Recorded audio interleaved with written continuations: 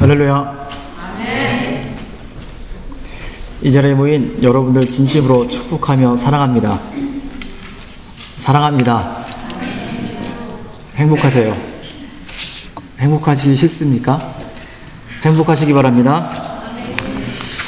제가 좀 변화를 주었습니다. 근데 변화가 좀 미약한 것 같아요. 그죠? 아직 모르는 분이 계신데 센스 있는 분들은 금방 알아차리죠.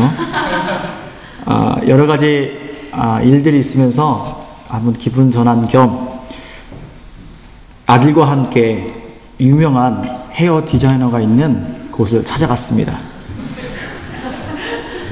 짧게 깎고 젤을 발라서 정말 강인한 인상을 주고 싶었습니다.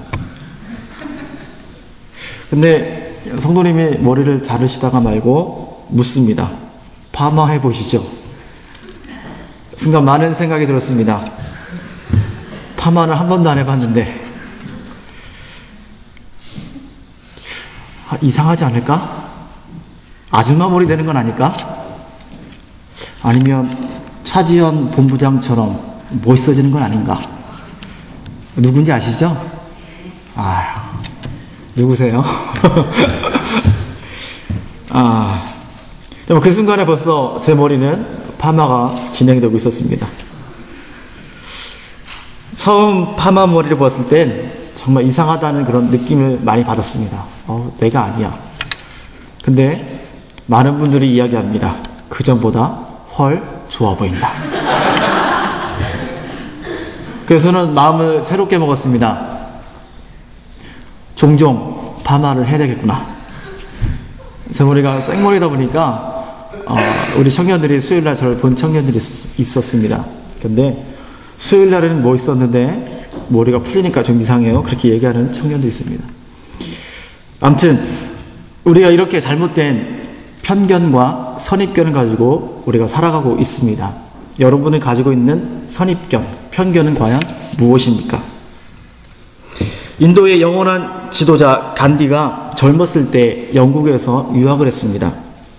온갖 차별과 편견과 냉대에 시달리면서 어려운 유학 생활을 했습니다.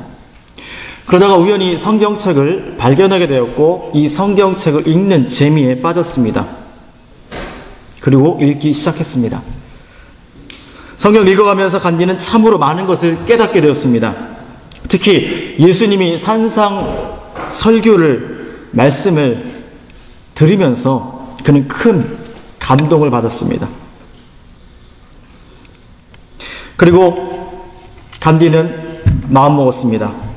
내 일평생, 내 일생을 바꿔서라도 예수님을 믿어야 되겠다. 그리고 교회의 문을 두드립니다. 그 당시 영국 사회에는 인도라는 이 나라는 보잘것없는 나라, 비천한 나라, 정말 우리가 무시해도 좋은 나라.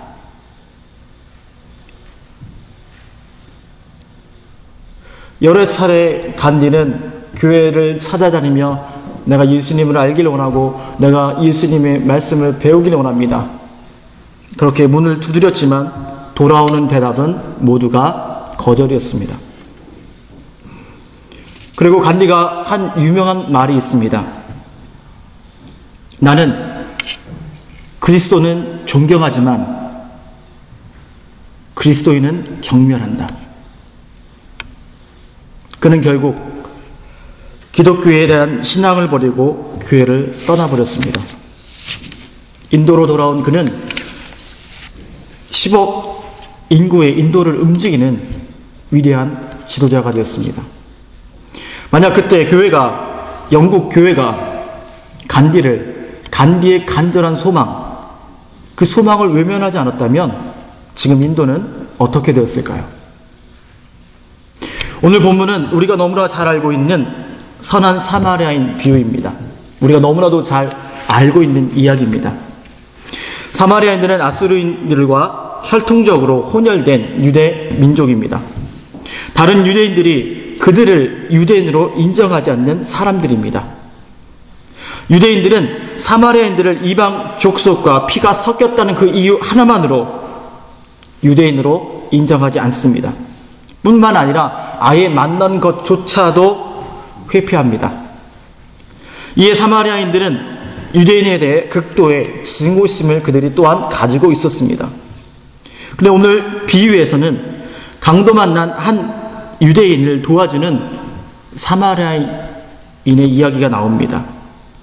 그 비유를 통해서 어떻게 사마리아인이 강도 만난 사람의 진정한 이웃이 되었는지, 사마리아인의 실천적 사랑을 한번 살펴보도록 하겠습니다.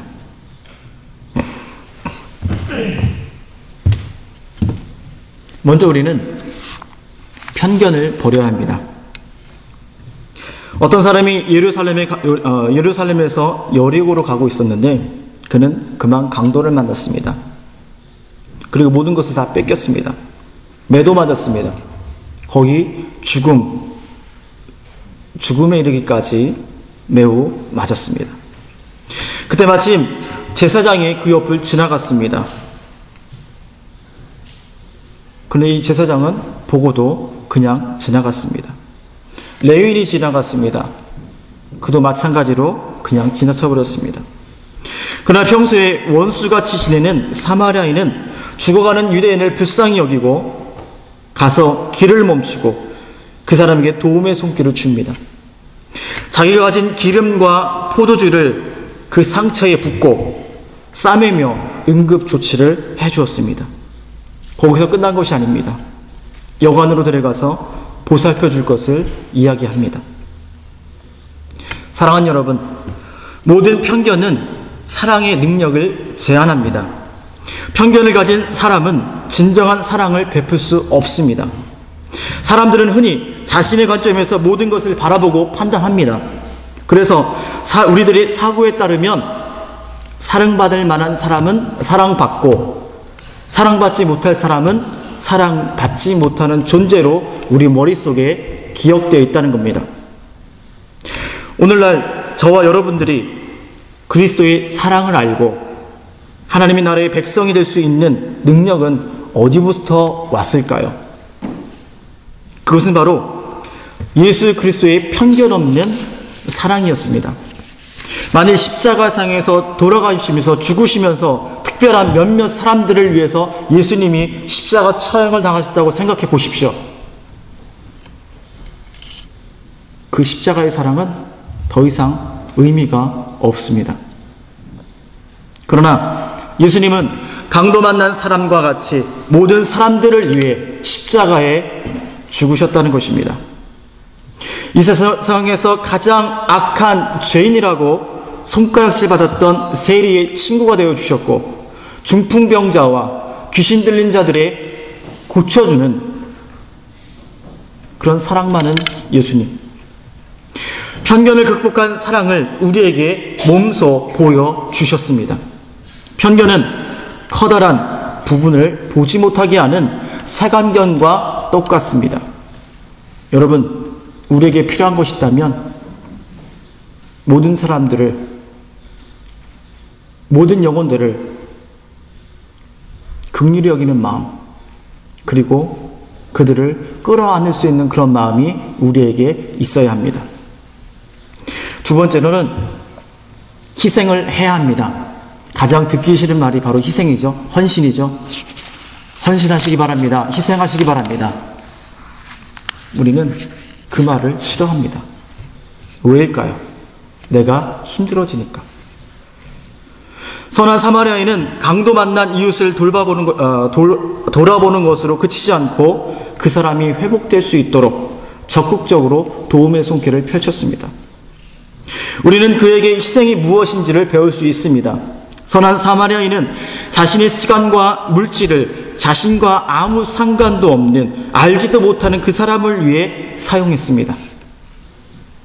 그는 강도 만난 사람을 방치하지 않고 기름과 포도주를 상처에 붓고 치료해준 그것만으로도 칭찬 들을 수 있는데, 칭찬받아 마땅한데, 그는 거기서 멈추지 않고 여관으로 들어가 자신의 물질까지 아낌없이 사용했습니다. 여기서 한 가지 생각해 볼 것이 있습니다. 그렇다면 여러분들의 진정한 이웃은 과연 누구입니까? 옆집에 사는 사람입니까? 누구입니까? 누가 여러분의 진정한 이웃입니까? 우리가 생각하는 이웃의 정의는 이렇습니다.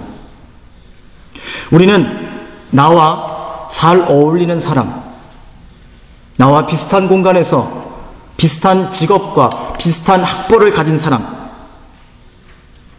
그런 사람을 우리는 이웃으로 생각합니다. 그렇지 않은 사람은 어떻게 생각합니까? 그냥 아는 사람, 모르는 사람. 그러나 예수님은 이웃의 정의를 이렇게 하십니다. 예수님의 이웃의 정의는 너무나도 달랐습니다. 누가 내 이웃인가? 그 질문을 우리에게 하십니다. 그 대답은 이렇습니다. 여리고 길에서 상처받고 우리들의 도움을 기다리는 사람들을 우리는 우리의 이웃으로 인식해야 한다라고 기록하고 있습니다. 야고보서 2장에서는 구체적으로 이야기합니다. 가난한 사람들을 우리들의 이웃으로 사랑할 수 있어야 한다라고 이야기합니다. 야고보는 형제 차별, 사람을 차별하는 그것은 바로 살인죄나 간음죄와 마찬가지인 범죄라고 이야기합니다. 우리가 비록 살인을 하지 않았지만, 간음은 하지 않았지만 이웃을 사랑하지 못하고 이웃을 차별하는 그것은 똑같은 범죄라고 야고보서에 기록하고 있습니다. 왜냐하면 이웃을 사랑하라는 명은 최고의 법이기 때문에 그렇습니다. 선한 사마리아인은 자기 민족을 업신여기는 사람들을 향해 그는 기꺼이 이웃이 되어 주었습니다. 자기가 부유하고 여유 있을 때 남을 돕는 그것은 그리 어려운 일이 아닙니다. 누구나 할 수 있습니다. 어떤 면에서 보면 물질적 희생은 누구나 할 수 있는 일입니다. 그러나 진정한 이웃이 되어주는 것은 어렵습니다. 이렇듯 자기 것을 소모 없이 이웃을 사랑할 수 없고 자기 것을 희생 없이 이웃을 사랑할 수 없습니다. 그렇기 때문에 사랑의 최고의 표현은 바로 희생입니다. 여러분 사랑하는 사람을 위해서 얼마만큼 희생하며 봉사하고 있습니까? 얼마 전에 집사님들이 저희 집을 방문하셨습니다. 근데 어느 권사님 얘기를 하시더라고요.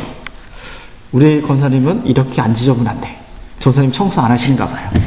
그 말씀을 하셨습니다. 그렇게 하신 말씀은 아니에요. 우리는 참 깨끗이 해놓으시는데 제가 좀 지저분하게 놓거든요. 너무 좀 지저분합니다라고 그렇게 표현을 하셨어요. 상처받지 마시기 바랍니다. 한번 예를 들자는 겁니다. 그렇습니다. 내가 그 사람을 사랑하면 내가 힘들고 어려워도 그 사람의 일을 도와줍니다. 그 사람을 사랑하면 나의 없는 것을 다 꺼내서라도 그 사람을 위해 다 희생하고 헌신합니다. 근데 아직 저에게는 그런 사랑이 부족한가 봅니다. 아직까지도 그렇게 안 되고 있는 것 같습니다. 근데 우리 예수님은 아가페적 사랑으로 우리를 사랑해 주셨습니다. 예수님께서 십자가에서 우리에게 보여주신 십자가의 사랑이 바로 그 사랑입니다. 예수님은 한 알의 밀알이 땅에 떨어져 썩으면 많은 열매를 맺으나 썩지 아니하면 한 알 그대로 있을 뿐이라고 말씀하셨습니다. 우리 주님은 이 땅에 그리스도인으로 하여금 한 알의 밀알이 되라고 말씀하십니다. 우리는 그렇게 살아야 합니다. 그것이 주님의 명령입니다. 마지막으로 사랑은 표현하는 것에서 그치면 안 되고 실천해야 합니다. 눈물 없이 들을 수 없는 애틋한 사랑 이야기가 있습니다. 이름하여 토끼의 사랑. 옛날에 토끼와 거북이가 살았습니다. 거북이는 모르고 있었지만 토끼는 거북이를 사랑했습니다. 누구에게도 알리지 않은 토끼의 소중한 마음이었죠. 어느 날 토끼는 거북이의 모습을 보며 마음 아파했습니다. 왜냐하면 거북이는 느린 자신에 대해 자책하고 있었습니다. 그것은 너무나 느린 걸음 때문이었습니다. 그런 모습을 볼 때마다 토끼는 너무나도 마음이 아팠습니다. 토끼는 거북이에게 자신감을 심어주기 위해서 제안을 합니다. 어이 토끼, 나랑 경주 한번 해보지 않을래? 그날따라 거북이가 어떠한 투지가 있었는지 질 때 치더라도 내가 저 토끼랑 겨뤄서 이겨봐야 되겠다는 그런 마음으로 경주를 시작합니다. 순식간에 토끼는 저만치 앞서갑니다. 그러면서도 뒤따라오는 거북이를 쳐다봅니다. 그리고 거북이를 생각합니다. 포기하면 어떡하지? 거북이가 너무 내가 느리구나. 자포자기하면 어떡하지? 그래, 중간에서 내가 좀 기다렸다. 같이 가야 되겠다. 그런데 내가 눈을 뜨고 눈을 뜨고 거북이를 바라보면 거북이가 자존심 상할까봐 토끼는 자는 척합니다. 거북이가 가까이 와서 자기를 깨워주고 같이 나란히 저 언덕을 오르는 그런 꿈을 토끼는 꿉니다. 근데 이 거북이는 토끼를 깨우기는커녕 잽싸게 그 옆을 지나갑니다.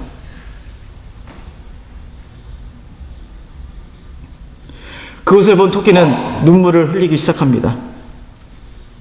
결국 거북이는 경주에서 이기게 됩니다.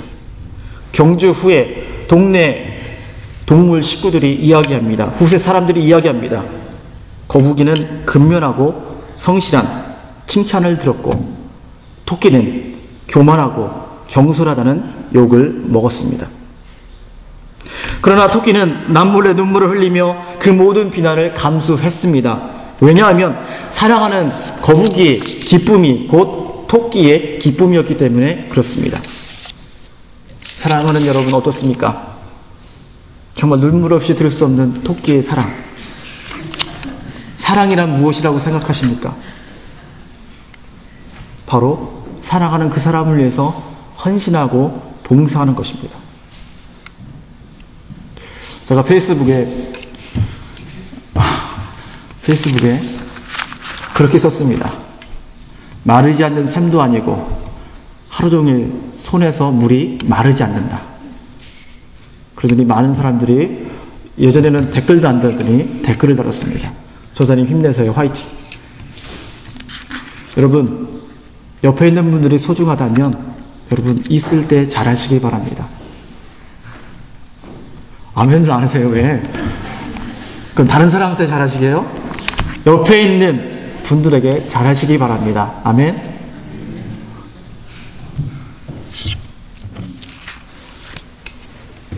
여러분 우리가 너무나 잘 알고 있는 예수님은 몸소 그 사랑을 실천으로 옮기셨습니다. 예수님의 사랑은 십자가에서 구체적 사건으로 나타났습니다. 예수님이 달리시고 죽으신 십자가야말로 그분의 사랑을 증거하는 가장 유일한 역사적 사건입니다. 예수께서 최후의 십자가상에서 자기를 못 박는 원수들을 위해서 기도하셨습니다. 아버지, 저희들을 사하여 주옵시고 자기들이 하는 것을 알지 못하나이다. 예수님은 사랑을 말로만 하지 않고 그 사랑을 몸소 몸으로 실천하신 분입니다. 예수님의 본성이 바로 사랑이기 때문에 그렇습니다. 그렇다면 우리도 그들을 이웃을 사랑해야 한다는 이야기입니다. 언제까지 그들을 방치해 두겠습니까? 예수님의 사랑하는 제자 사도 요한은 예수님의 사랑을 다음과 같이 요약했습니다. 요한일서 4장 10절. 사랑은 여기 있으니 우리가 하나님을 사랑한 것이 아니요 하나님 우리를 사랑하사 우리 죄를 속하기 위하여 화목제물로 그 아들을 보내셨습니다. 사랑하는 여러분, 진정한 사랑은 실천함에서 증거됩니다. 말로만 사랑하는 것은 울리는 꽹과리와 같습니다. 진정한 사랑은 내가 직접 희생하고 직접 실천한 곳에서 발견됩니다. 그리스도께서 우리를 위해 자신의 몸과 피를 주신 것처럼 우리도 헐벗고 굶주리고 가난한 사람들을 위해 직접 실천하는 그런 사랑을 표현할 수 있는 저와 여러분이 되기를 간절히 부탁을 드리겠습니다. 말씀을 맺으려고 합니다. 이제 가을입니다. 여러분, 하늘을 올려다보신 적이 있습니까? 푸른 하늘을 바라보신 적이 언제입니까? 이 가을 하늘에 기러기들이 날아갑니다. 여러분, 그 모습 보셨죠? 기러기들이 어떻게 날아갑니까? V자 모양으로 날아갑니다. 조류학자들은 그렇게 날아가는 이유를 이렇게 이야기합니다. 첫째, 혼자 나는 것보다 무리지어 날아갈 때 71%가 더 오래 날 수 있다라고 이야기합니다. 둘째, V자형의 대열은 비행하기에 유리한 공기 저항을 줄여준다고 합니다. 그래서 그들이 V자로 날아간다고 합니다. 셋째, 날면서 계속 노래를 한다 할까요? 우는데 그것은 자기 위치를 상대방에게 알려주는 것입니다. 동시에 서로를 격려하는 소리입니다. 나팔과도 같은 소리를 그들이 낸다는 이야기입니다. 마지막으로 어느 한 마리 기러기가 지치거나 부상하여 더 이상 여행을 할 수 없을 경우 그 기러기 한 마리를 냅두고 가는 것이 아니라 반드시 서너 마리의 기러기가 함께 머문다는 이야기입니다. 왜일까요? 서로를 돌보며 여행을 한다는 이야기입니다. 이것이 진정한 기러기들의 사랑 이야기입니다. 이것이 진정 우리가 가져야 될 이웃 사랑의 모습이 아닐까 생각합니다. 함께함이 소중한 시대에 우리가 살고 있습니다. 한 사람 한 사람이 너무나도 소중한 이때입니다. 여러분, 예수님이 우리에게도 묻습니다. 내 생각에는 누가 이 강도 만난 자의 참된 이웃이냐? 우리는 대답합니다. 자비를 베푼 자입니다. 주님은 우리에게 다시 묻습니다. 가서 너도 이와 같이 하라. 기도하겠습니다. 사랑과 은혜가 풍성하신 하나님, 감사합니다. 주일을 맞아 한자리에 모여 예배하게 하시니 감사드립니다. 선한 사마리아인처럼 이웃을 돌보게 하시고 그들을 그리스도의 사랑으로 사랑하는 저희들 되게 하여 주시옵소서. 우리들이 잘못된 편견을 버리게 하시고 이웃을 위해 희생하며 사랑을 실천할 수 있는 저희들 되게 하옵소서. 예수님 이름으로 기도드렸습니다. 아멘.